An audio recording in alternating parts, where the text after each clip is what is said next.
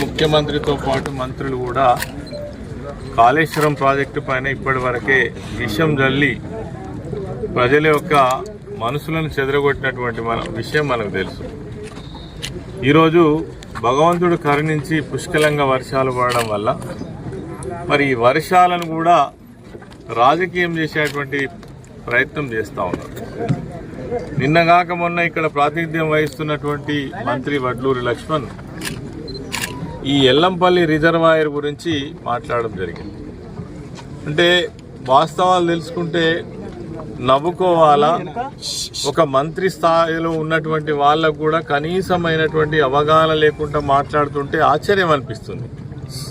అందుకోసమే ఈరోజు వాస్తవాలు తెలియాలి, నిజాలు తెలియాలి, ప్రజలను ఇప్పటికే కాళేశ్వరం ప్రాజెక్టు విషయంలో, ఇరిగేషన్ రంగం విషయంలో ఈ ప్రభుత్వం ఎంత ఘోరంగా బదనాం చేసిందో మనందరికీ కూడా తెలుసు. ఇలా కొన్ని నిజాలు చెప్పడం కోసమే ఇక్కడికి గౌరవనీయులు పెద్దలు జీవన్ రెడ్డి గారు కావచ్చు, అదేవిధంగా వినోద్ కుమార్ గారు కావచ్చు, రవిశంకర్ గారు కావచ్చు, మనోహర్ రెడ్డి గారు కావచ్చు, మా ఎల్ రమణ గారు కావచ్చు, తులా ఉమా గారు కావచ్చు, ఇంకా చాలామంది రాష్ట్ర నాయకులు, అదేవిధంగా దావా వసంత కావచ్చు, ఈ రమణన్న కావచ్చు, తర్వాత మా శ్రీకాంత్ రెడ్డి గారు కావచ్చు, జీవి రామకృష్ణ, చాలామంది రాష్ట్ర స్థాయి నాయకులు ఇక్కడికి రావడం జరిగింది. వాస్తవాలను ప్రజలు గమనించాల్సినటువంటి అవసరం. నిజంగా కూడా తెలంగాణ రాష్ట్రం ఏర్పడక ముందు గోదావరి ఉంది, ఇవే నీళ్ళు అప్పుడు ప్రవహిస్తూనే ఉన్నాయి. కానీ ఆనాడున్నటువంటి ప్రభుత్వాలకు సోయి లేక ఈ నీళ్లను మరి ఆపి తెలంగాణ ప్రాంతాన్ని సస్యశ్యామలం చేయాలని ఏనాడు కూడా ఆలోచించని విషయం మనకు తెలుసు. గతంలో 10 సంవత్సరాల అధికారంలో ఉన్ననాడు, రాజశేఖర్ రెడ్డి గారు ముఖ్యమంత్రిగా ఉన్ననాడు మరి ప్రాణహిత చేవెళ్ల ప్రాజెక్టు నిర్మాణం చేద్దామని ప్రయత్నం చేసిండ్రు.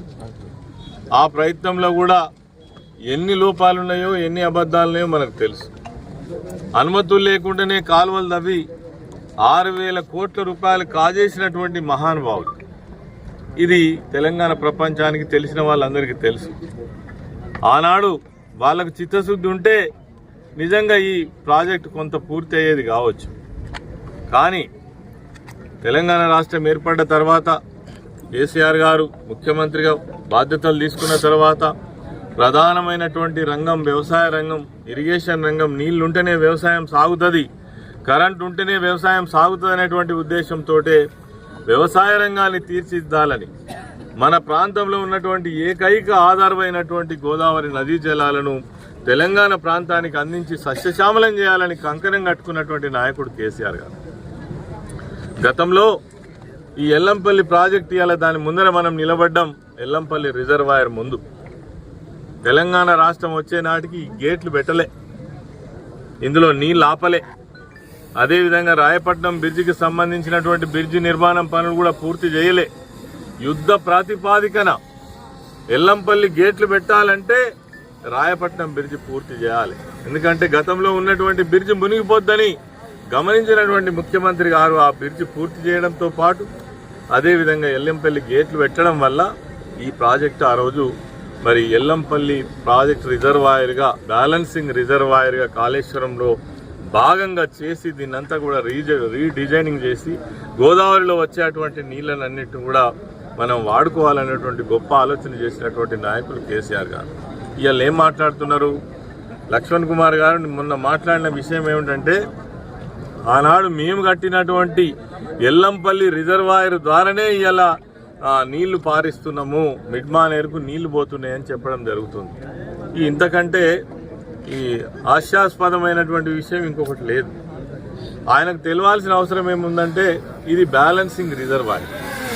కాళేశ్వరం ప్రాజెక్టు పూర్తి కాకముందు దీని వినియోగమే లేదు.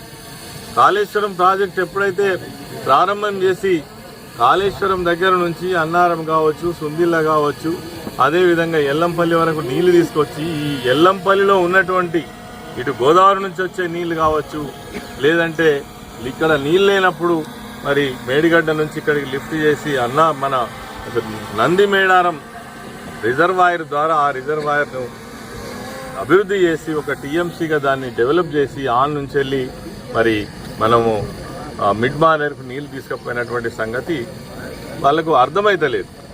ఎందుకనంటే అసలు ఎవరొచ్చిన తర్వాత ఈ నిర్మాణాలను పూర్తయినాయి.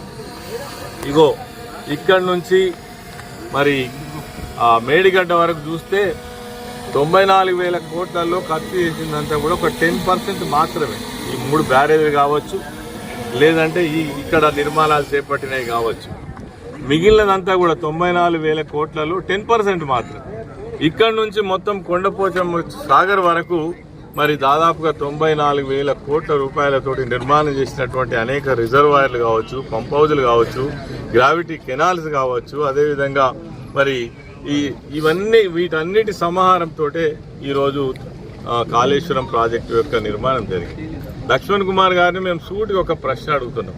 ఈ నిర్మాణాలే కనుక పూర్తి కాకపోతే మరి ఎల్లంపల్లి నుంచి నీళ్లు ఎట్లా పోతాయో చెప్పాలి. ఆకాశం నుంచి పోతాయా, లేకపోతే ఏమన్నా మాయమంత్రం చేస్తారా? ఎట్లా పోతాయి నీళ్లు ఇది పూర్తి చేయకపోతే? ఈ మాత్రం జ్ఞానం లేకుండా మాట్లాడుతున్నారు మీరు. అంటే ఇలా నీళ్ళు వచ్చినాయి, బతికిపోయిన రైతులు.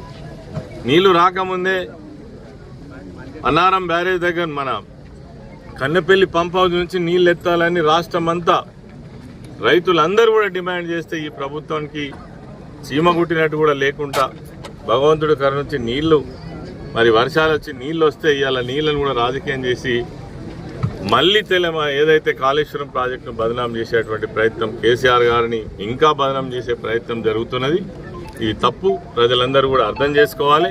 ఎల్లంపల్లి ప్రాజెక్ట్ అనేటువంటిది కేవలం ఒక బ్యాలెన్సింగ్ రిజర్వాయర్ మాత్రమే.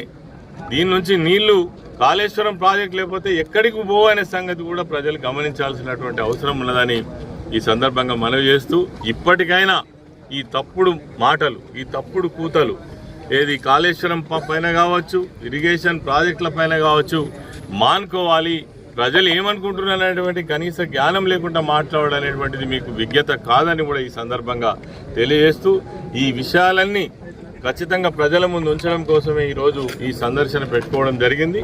ఇక్కడ నుంచి నందిమేడారం నుంచి మళ్ళీ మనం గాయత్రి పంప్ హౌస్ దగ్గరికి ఈరోజు ఈ యొక్క ప్రోగ్రాం మేము పెట్టుకోవడం జరిగింది. ఇవన్నీ కూడా ప్రజలకు తెలవాలని